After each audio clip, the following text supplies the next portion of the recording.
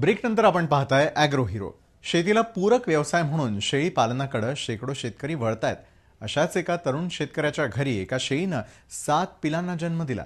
लातूर जिल्ह्यामधल्या पोहरेगाव विनोद गायकवाड यांच्या घरी हा निसर्गाचा चमत्कार बघायला मिळाला.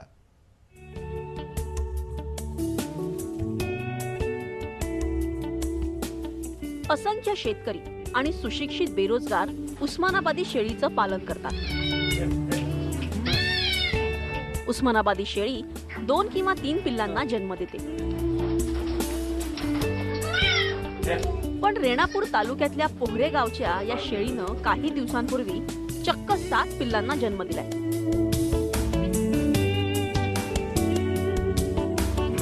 आजवर 4 पिल्लांचा जन्म दिल्याचं रेकॉर्ड आहे. पण गायकवाडांच्या घरच्या शेळीनं सगळेच रेकॉर्ड मोडीत काढले. 7 पिल्ले दिलेले आहेत. आतापर्यंत 4-3 दिलेले आहेत. सहकुटुंब आमचं ह्याच्यावर चालतं शेळी पालनावरच. किमान 6 महिन्याला विकती शेळी 6 महिन्याला विकता पिल्ले. त्याच्यासाठी आम्ही खुराक वगैरे हे चारता आणि शेतीपाडी काय नाही, काय कुटुंब आमचं ह्याच्यावरच चालतं शेळी पालनावर.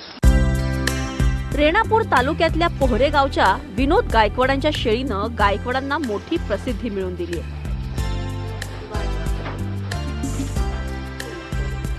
ते गेल्या काही वर्षापासून पूर्ण वेळ शेळी पालन व्यवसाय करतात. वार्षिक 70 ते 80 हजाराची कमाई ते या व्यवसायातून करतात. सध्या ते शेळीनं दिलेल्या 7 पिल्लांचं संगोपन करण्यात व्यस्त आहेत. उस्मानाबादी शेळी ही आपल्या महाराष्ट्रातली एक उत्तम जातीची शेळी आहे.